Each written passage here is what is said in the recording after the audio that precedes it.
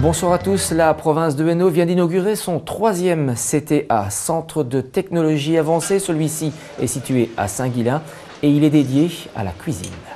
Souvenez-vous, c'était il y a quelques semaines. Le concours Italia Chef se déroulait dans les locaux de l'école hôtelière de Saint-Guilain. Dans les locaux, pas tout à fait, nous étions alors dans le futur centre d'excellence en hôtellerie de Saint-Guilain qui vient d'être inauguré après de longues années d'attente et de combats pour l'ériger. Suite à l'appel de la Fédération Wallonie-Bruxelles, le projet de ce centre d'excellence au métier de l'hôtellerie, qui était à l'époque labellisation CTA, n'avait pas été retenu. Et j'ai dû convaincre mes collègues, convaincre le conseil provincial de faire les investissements sur fonds propres. Souvenez-vous encore, c'était en novembre 2010. Les travaux de restauration de ce que l'on appelait encore la grignotière venaient de commencer. 5 ans et 2 700 000 € plus tard, ça y est, c'est fait, il est enfin opérationnel.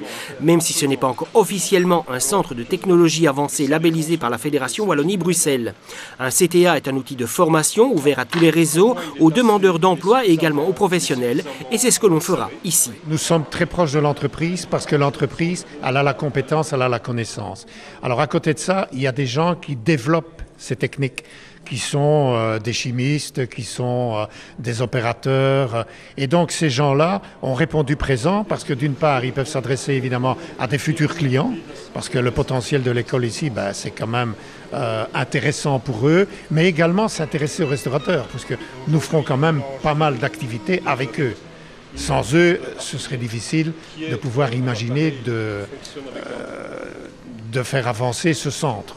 Pas question que ce site se substitue à l'école, c'est un outil complémentaire aux formations habituelles. Il y a d'abord l'enseignement de base classique, où on apprend à cuire normalement. Aujourd'hui, on sait on cuit de manière classique, bien entendu, mais on sait aussi que par le biais de la basse température, par exemple, on va pouvoir travailler des produits, des viandes, par exemple, de 2e catégorie, et de les rendre fondantes, comme si on mangeait quelque chose comme un filet de veau. Demain, vous mangez un jarret de veau, et on a la même sensation en bouche, goûteuse, parce qu'on aura pris le temps de le cuire, parce qu'on aura l'appareil pour le faire.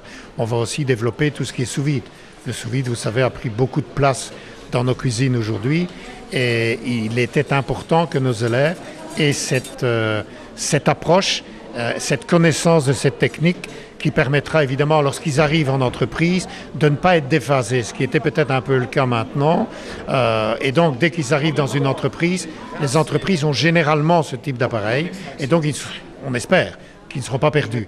Mais j'insiste bien que c'est un apprentissage supplémentaire. C'est un plus pour nos élèves, parce que la base, bien sûr, on ne va pas en faire des martiens ni des robots. On a tout le programme technique à respecter, et à ce programme technique, on va amener de la compétence, on va amener de la connaissance, on va amener des techniques. En fin de compte, ce centre sera-t-il un jour labellisé CTA? Il y a vraiment un décret qui va autoriser la labellisation de 6 CTA, mais sur tout le territoire de la Fédération Wallonie-Bruxelles. La différence, il n'y en a pas, puisque au niveau bâtiment, au niveau équipement, on peut obtenir la labellisation. Ce sera un choix politique et administratif.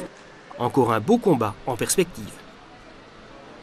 Presque 20 ans d'existence déjà et toujours autant de punch. La semaine prochaine, nous vous présenterons la Nuit du Blues à Charleroi. À très bientôt.